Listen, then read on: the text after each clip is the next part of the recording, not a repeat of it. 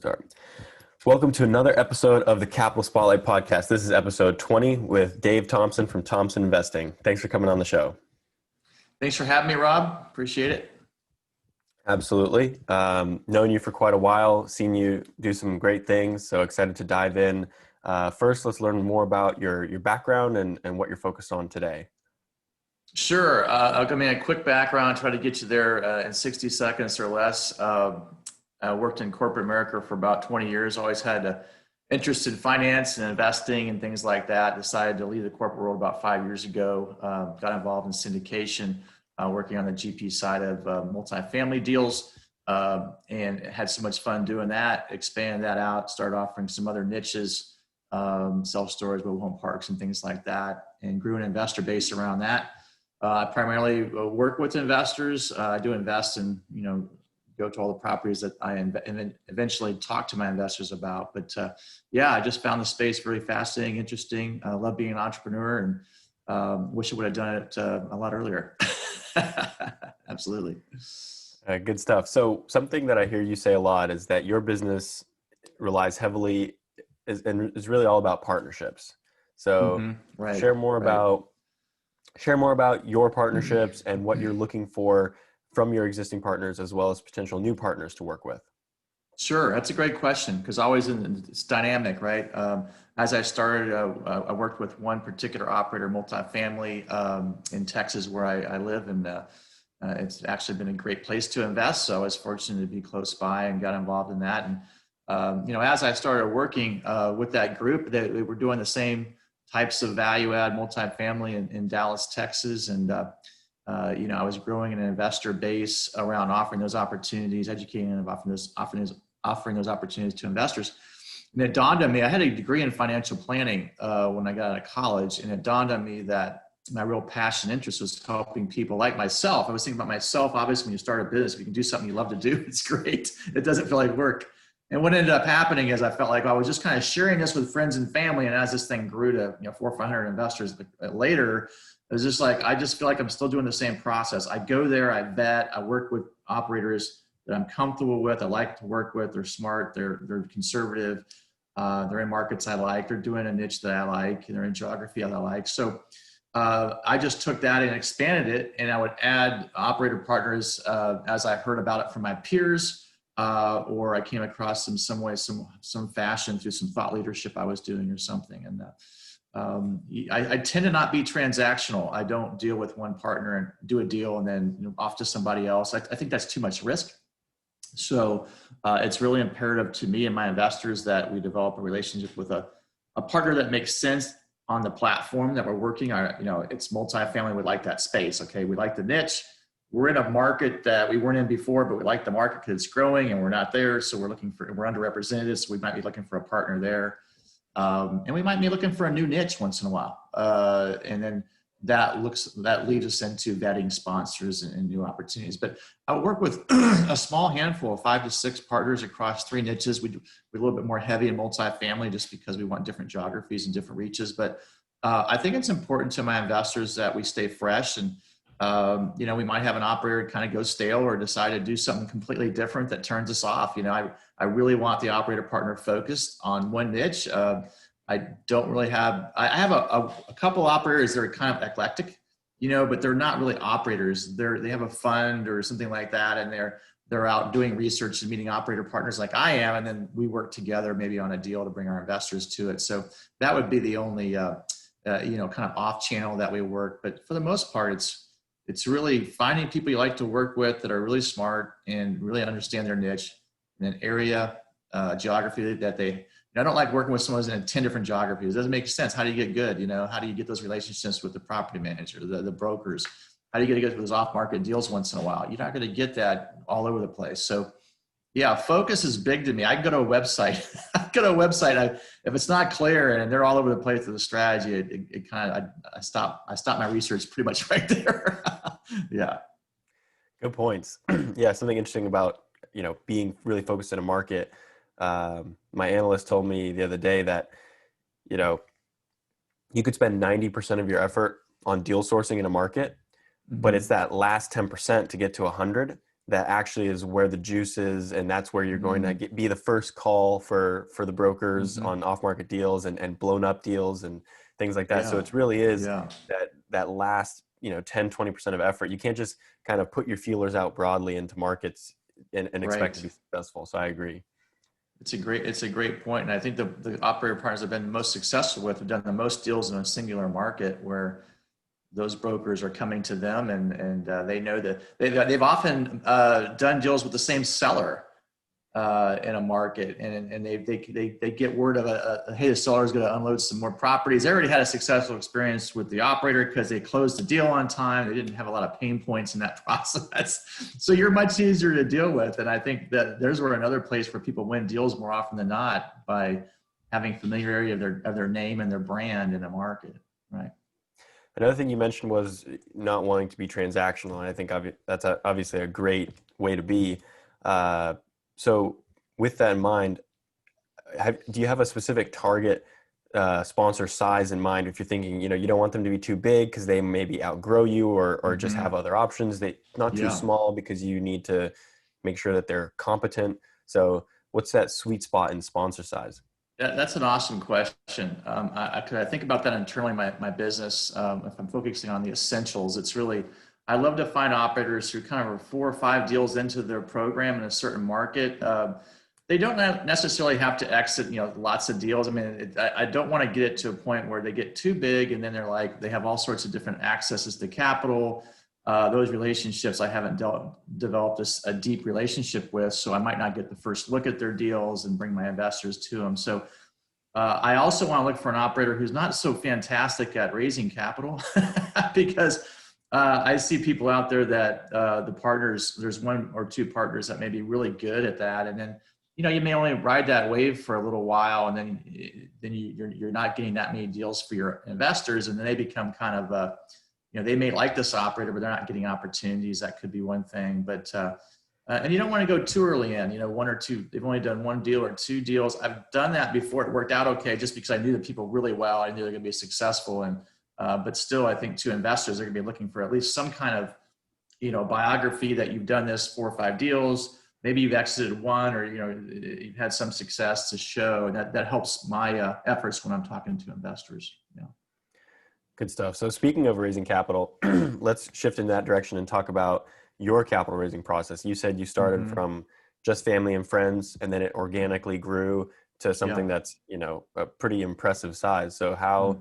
how did you go about that and share some of your keys to success? Yeah, I mean, I think the most important thing for me, and I've written on blogs on this. I actually have a capital raising course. I always think about if I'm mentoring somebody in this space, what's the most important thing? The number one most important thing is partnering with experts. I think that would be very important. It may seem obvious and intuitive to people, but you would be surprised how many. Like if I've gone to a multifamily meetup group, it's more do-it-yourselfers, and I'll listen to people in the room, and I go to those things for a while, and I'll see people partnering up, and there's nothing wrong with that, but oftentimes they're not really evaluating those people as their experience level, how they fit and complement each other in a skill level set. You don't want 2 people who like to talk to people and educate people, and not enough people who like analyze properties or good at property management or project management. I just find that's the biggest disconnect right there.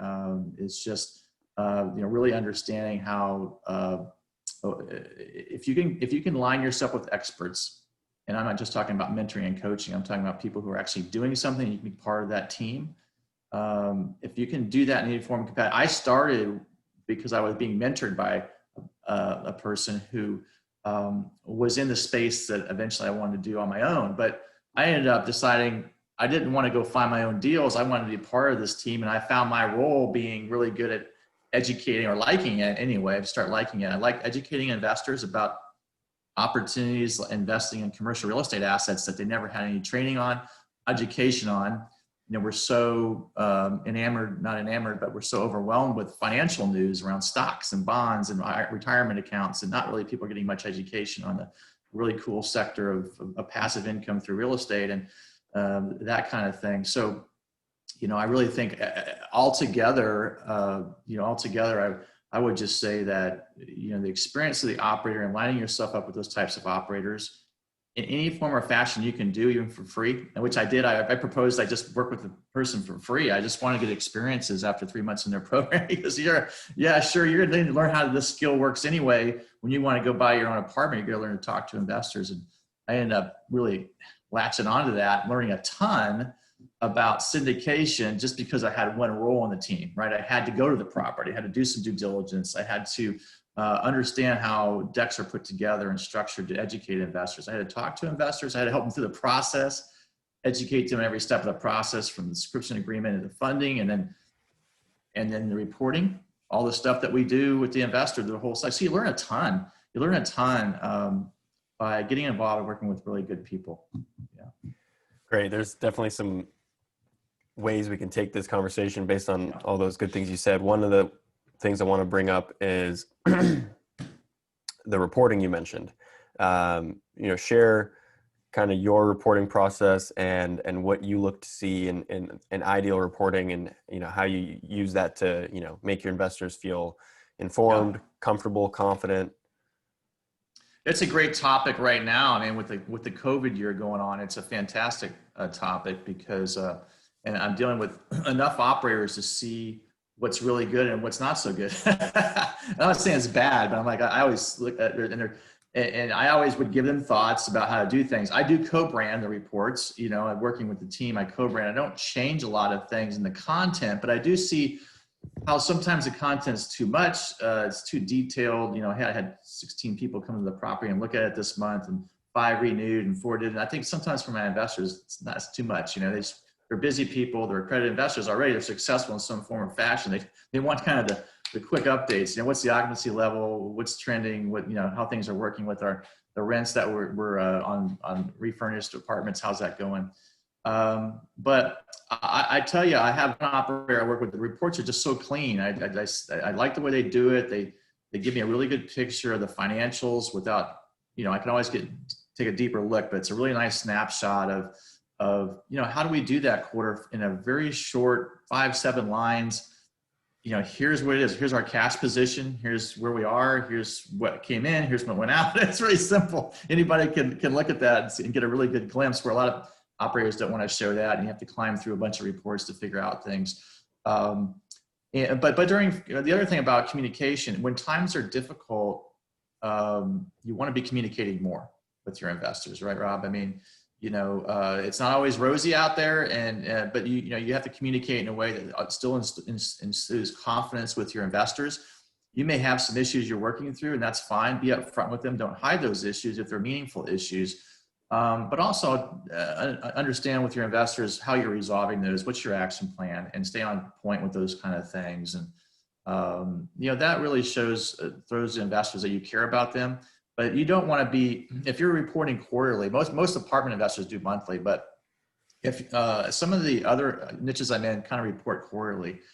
But during COVID, it's like I was encouraging them, and they agreed that we need to be, sending something out at least monthly. It's just a short email. Hey, what's going on with all the rules and regulations about this? Hey, I can't evict anybody. What does that mean? Just explaining things to investors so they can understand if you postpone distributions or want to conserve capital during this time, that there's a good understanding and caution around why you do that, and not just, hey, if you're not reporting that regularly and frequency, and all of a sudden you stop distributions and people are just kind of scratching their head, you haven't done a good job of pre-wiring them on the environment and kind of what's going on.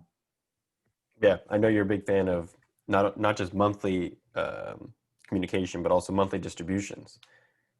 Yeah, I think that's helpful. I know some operators tell me that's not a big deal once you get started and set up on that. I think in the apartment space, I have kind of a mix of quarterlies and monthlies. If you have investors that are kind of retirement focused, or thinking about going full-time to part-time, or looking to get out of the workforce altogether and live off income, that monthly becomes more important. I also find that when you're distributing quarterly, 90 days is a long time for people to think about. So, it just seems to be easier for people. I get more questions on quarterly than monthly, surprisingly, because people are like, hey, is it time yet? It's like 2 months. It's 2 months into it, and you're saying no, one more quarter. It's just people kind of get off that cycle. And So monthly just seems to be a little bit easier. Another thing you mentioned before was as you were getting involved in the business, just by taking your little slice, which is capital raising and investor relations, you got exposure to the whole process, which obviously is extremely helpful. Um, Hmm. it's good to know everything to then be able to excel at the one aspect. Hmm. In terms of, and one thing you mentioned was the investor process from the subscription agreement, also building the deck and things like that. And Hmm. so you mentioned, you've grown your platform to something like 400, 500 investors, which is, Hmm.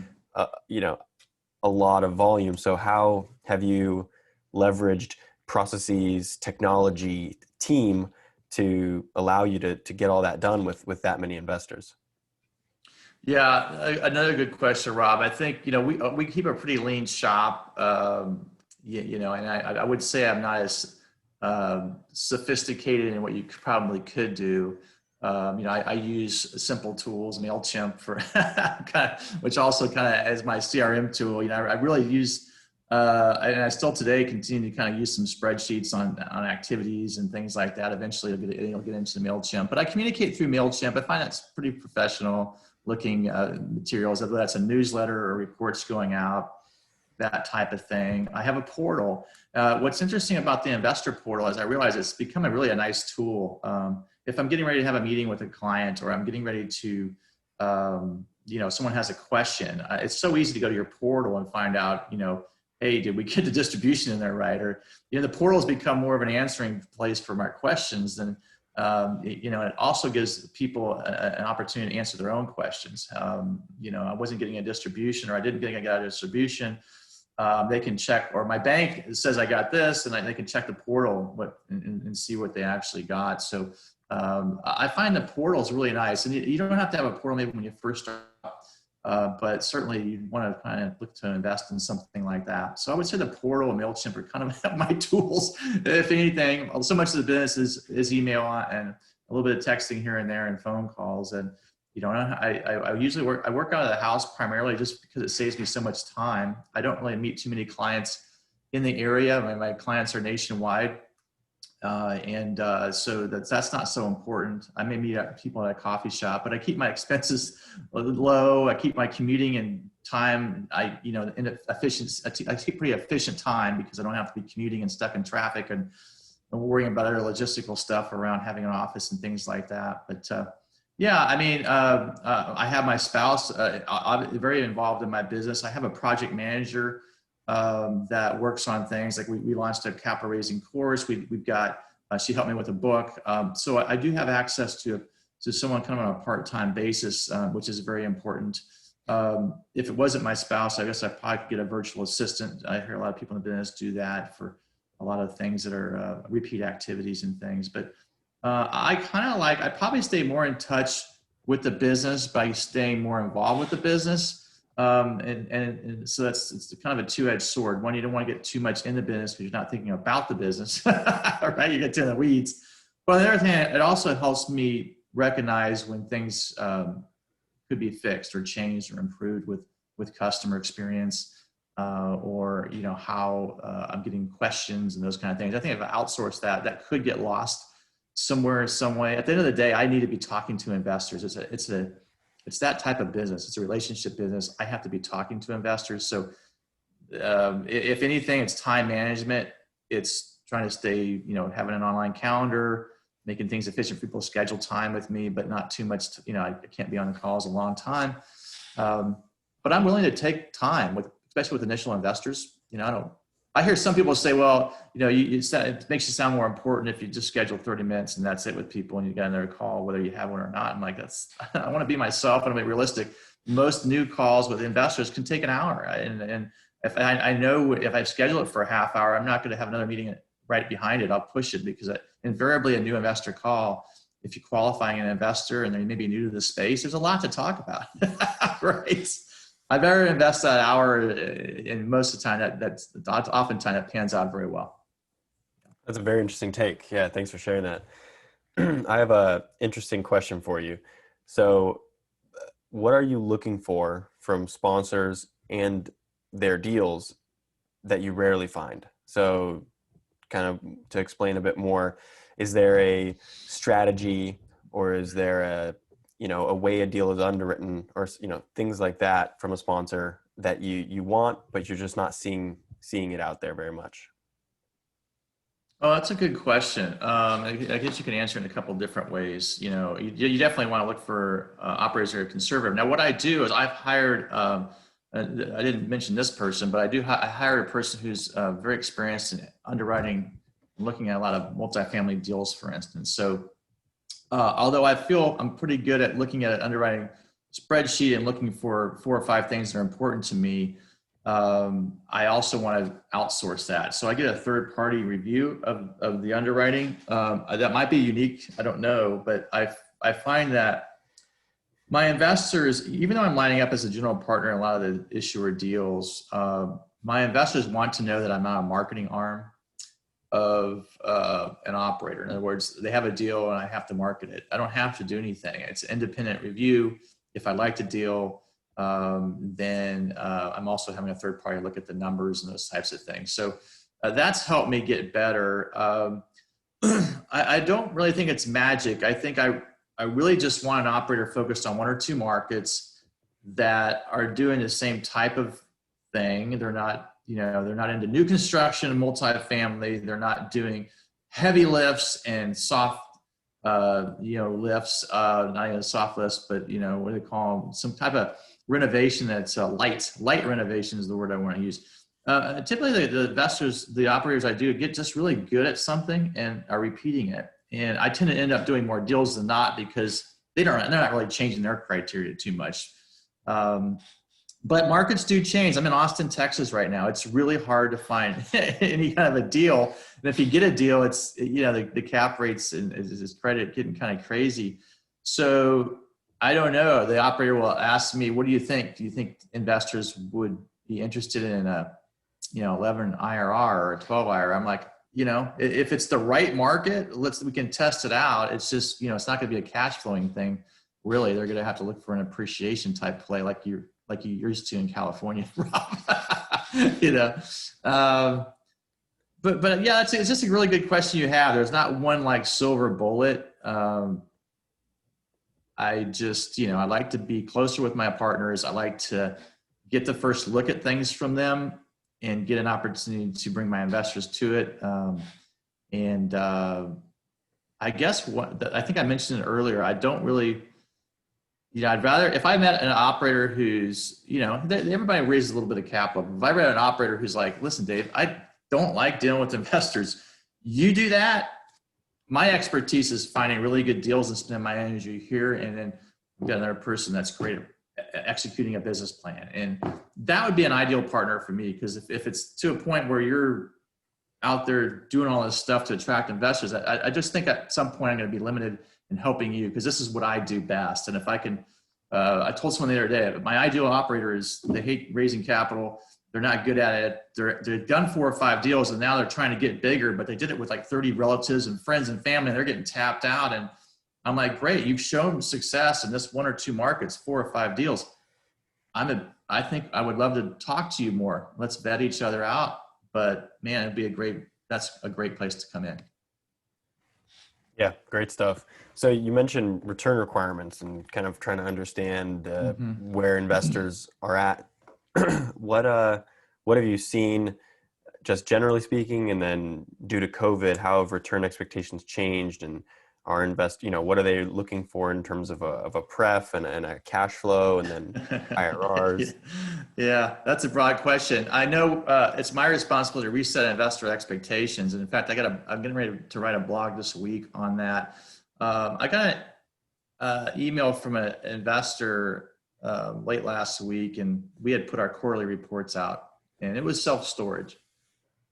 And the reason I'm in multifamily self-storage mobile home parks, they are recession resistant, but that does not mean that they can't go down, right? And I have data. I have a book out that I did, and it had good data back to 2000. Well, it showed in 2009 how apartment self-storage mobile home parks held up during a recession. And mobile home parks was number 1. They actually had like a 0.07% positive, right? And then Self-storage went down 3%. And that just means if you sell, right? That just means if you sold the asset, right? Which, you don't want to sell in a downturn. But if you did, that's the data would suggest you were down 3%. The stock market was down 22%, Rob, in 2009. So we're showing all these indices. And I'm like, my point was that's recession resistant. Now, let's understand what my email was. I got this email from the investor, and self-storage is a little bit different apartments. It typically starts out pretty low cash flow. Could be 3% year one, 5% year two. It's not like typical apartments where you might be in that 5 to 8 range, fairly quickly in normal times. And we distribute so it's 4% for the first quarter on this deal, which for the full year. So we distribute 1% a year, right? We distribute 1% a year. We're kind of coming to the end of the first quarter. We sent the investors 0.75%, which meant we're going to be, we're looking at maybe the next couple of quarters running around a 3% annualized return. And we said because of COVID, the property is in a part of Florida that's kind of a resort area. So it's an island, it's Key West. So it's been shut down 4 months during COVID earlier this year. It could shut down again. COVID's spiking. Doesn't help business. But the investor's response to me, it was, I could tell they texted, and maybe they had a bad day, but it was like, they wanted to know why they didn't get the 1%. They said, my bank account got 375, not 500, which I was expecting on whatever their investment was. And then their response was just really quick. I'm just very disappointed. This is not as a recession-resistant niche as I thought. And I'm thinking to myself, I'm like, well, if they were in retail or a hotel or Airbnb or you name it, office, you're getting killed right now. And you're not getting any distributions at all. You're probably losing your assets. Could have probably sold at a fire sale if you had to sell this year. I don't know. But I'm like, recession resistant does not mean you can't go down, right? It doesn't mean we might stop distributions. We're going to conserve capital. It simply just means, resetting your expectations with investors that, and that's why my blog's coming out. I'm like, I got to tell people, like, listen, recession resistant, and here's the data in 2009. It doesn't mean you can't lose money. Now we're not going to sell assets in a downturn, but you certainly should be okay and understand why we may not have a distribution or lower distribution than expected, because when we do the 5-year projections or 6-year projections of the asset, this is based on a normal cycle, right? It could be up, it could be down, but on a normal over 6 years. We're 1 year into the investment. We're not like 6 years into this thing. We're 1 year in, it's too early. Number two, we're in a recession, a pandemic-led recession. So, be real, be realistic. I guess that's my response. It'll be, listen, let's understand it. It's a long game, ups and downs, nothing linear here going on. We're not overly worried about the asset. Just, I need to reset expectations. And I think with overall your return numbers, Rob, like you're in multifamily. I mean, if you're getting zero in a savings account, you're getting no returns. Your stock market could be artificially inflated right now, which could be very risky. The investment theme for apartments and self-storage, mobile home, it really hasn't changed. In my opinion, the investment theme, and so just reset expectations. Returns may not be the same, forecasted as we did a couple of years ago, but relatively speaking, it's still very attractive, as long as you're not overpaying and have a team that can't execute and don't know what they're doing.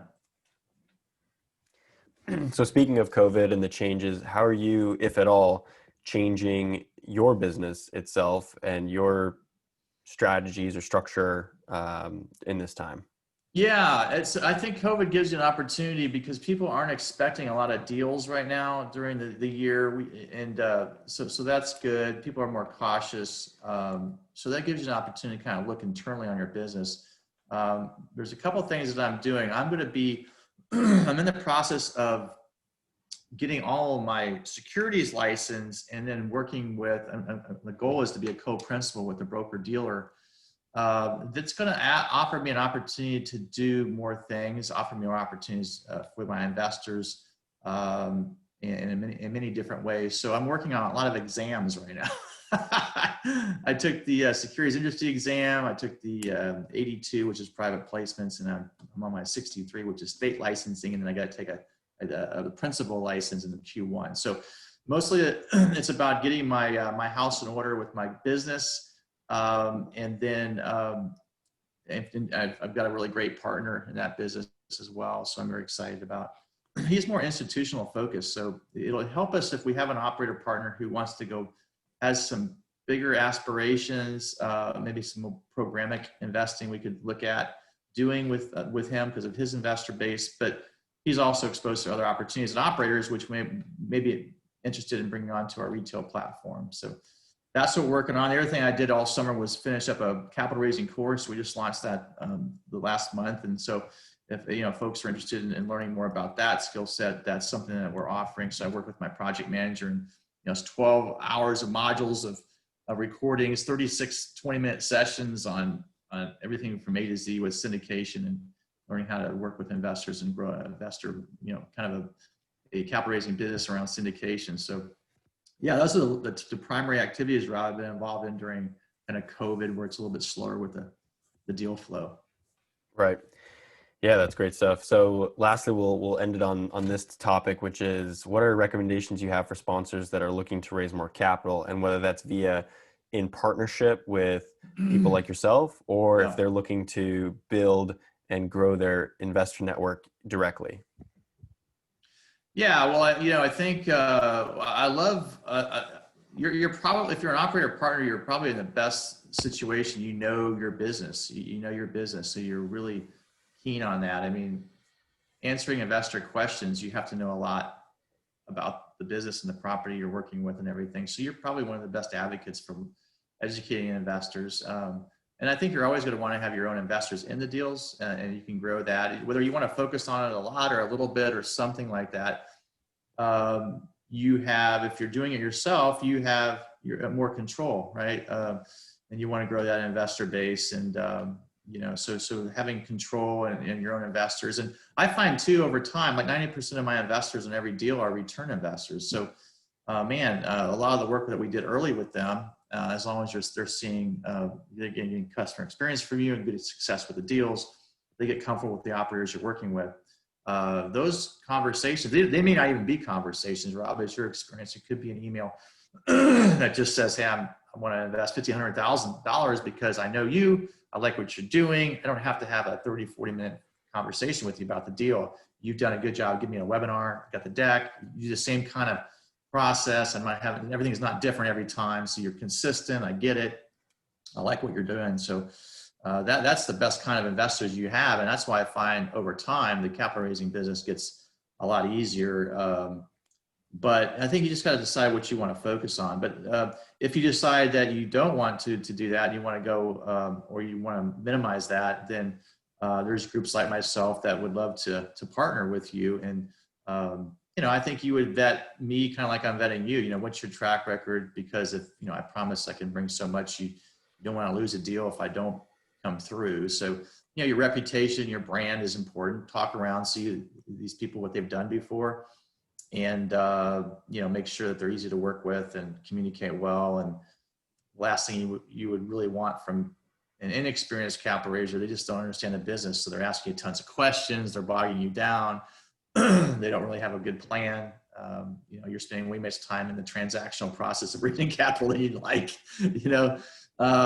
So, do your best to work with experienced capital raisers and tell them that, listen, if you work with me and you get in with me early, then, here's my 3 to 5 year trajectory, and here's what I want to do. And is that line with what you want to do? And, we want to keep coming back and working together with you. That's the ideal situation. So, just like with my investors, I want my operator partners, it's a small group.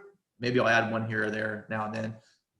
And just same with the capital raisers, you want a group of capital raisers that you're comfortable with working with. And I would also advise not just working with one capital raiser, because, it could be a situation where I don't like the deal. It could be, happens. Or more often than not, it could happen too. We're already committed to 2 or 3 other deals that we're working on. We may not have the firepower that you're looking for. So I think from an operator standpoint, it's good to diversify.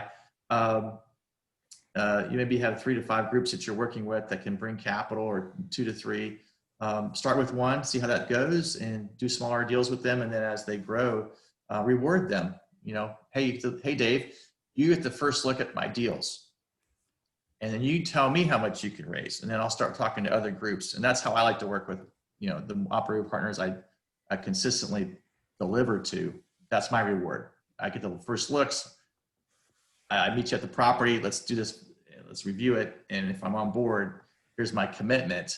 And then you can relax knowing that we're going to take care of that piece of it. And if you need some more help, but yeah, it's kind of, hopefully that some of those informational bits help you a little bit, or your listeners. That's great stuff. I heard a good quote yesterday, which is you date your lender, but you marry your equity partner. And I think that is along the lines of, not a transactional relationship.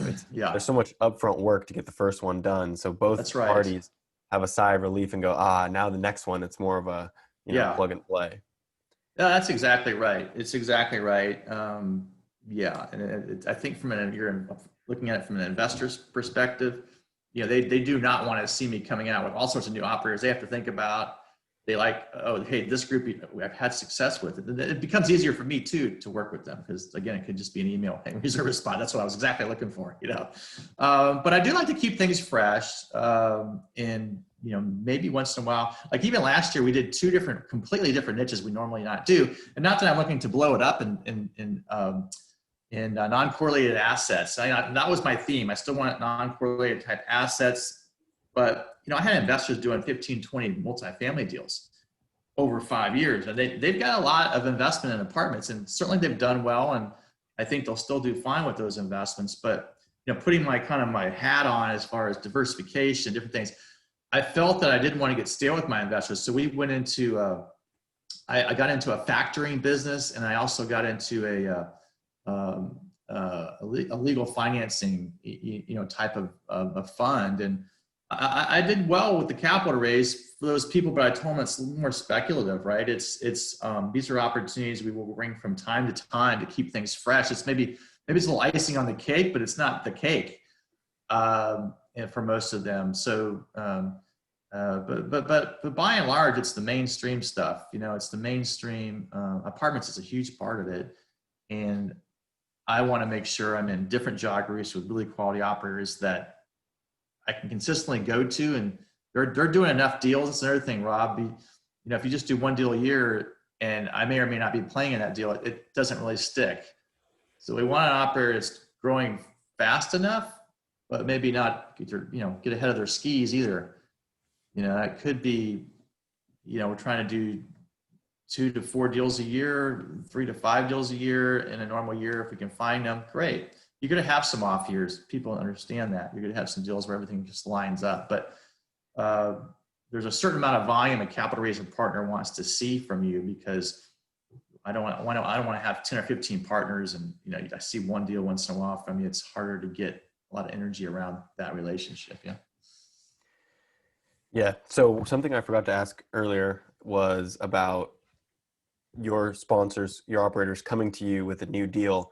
And obviously these are typically people that you have a existing relationship with, and the trust is there. So at what point do you want them to share the deal with you? You said you like to get the first look. So do you want to wait until a full deck is created and the deal's under contract, or are you okay with, a quick email with information?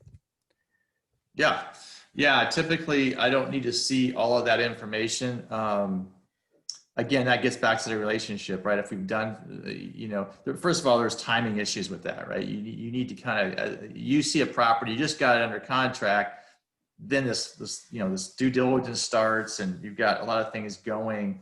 But the investor discussions need to start fairly early in that process. So I think a typical good idea for me is I want to see the property. So I would want hey, someone reaching out to me and saying, here's where it is. Here's the business plan around it. Here's kind of high level financials we're looking at. Kind of give me this, 80-20 high level on it. Looks pretty good. How much do you need? That kind of stuff. And to see if it's in our wheelhouse and the timing's right and everything, because you want a quick answer too on your capital partners. You don't want this long ordeal and I have to wait for everything before I make a decision. And that's why working with the same partners over and over again makes it much easier. I'm not expecting a curveball, after I already committed, 2 weeks later. I'll typically want to see the property, walk the property within 10 days or less of you calling me and meeting you there with the broker, the property manager, and just really understand the business plan, the submarket, the competitors around there, get a good feel. I want to do that always because I do a trip report. I want to have that accessible. Investors don't really ask me for that, but they certainly ask. Hey, it's not uncommon for someone to say, hey, have you seen the property? But I've educated my investors over and over again that I see every deal, so they kind of know that. But yeah, I think it's reasonable within, I give a soft commit. Like you call me and we've kind of done some business together. Then it's like, okay, here's kind of, what do you think? Can you do? Sometimes they'll tell me a number, and sometimes I say, what can you do? That kind of thing. I can maybe bring 3 to 5 million to something like this. If this is kind of the high level of it, let's meet next week at the property. And I'm just more confirming something at that point. I know the investment deck's, under development, but I don't need to necessarily see all of the investment summary. You're telling me the 4 or 5 business plan points. I can kind of get that. Yeah. Yeah. Good stuff. Well, that's all I had for you today. Thanks so much for coming on the show. Let listeners know, next steps to reach out to you or learn more about Thompson Investing. Sure. Yeah. So the website's thompsoninvesting.com. It's all one word, THOMPSON investing.com. You can send an email to me at david@thompsoninvesting.com. But if you go to the website, I have a lot of blogs in there. I've got a couple downloadable ebooks, so you can learn a little bit about us as well. You can schedule an appointment. I love to talk to investors or new investors, just kind of understand what you're doing, what you're trying to do. And, we do, quite a bit of deal flow and working in areas that we think are safe places for investors to be. So love to talk to you a little bit about what you're trying to do. And then if you're interested in learning about like tap raising or something like that from a more active part of the business, then certainly I've got some information I can send you on the capital raising course. Okay.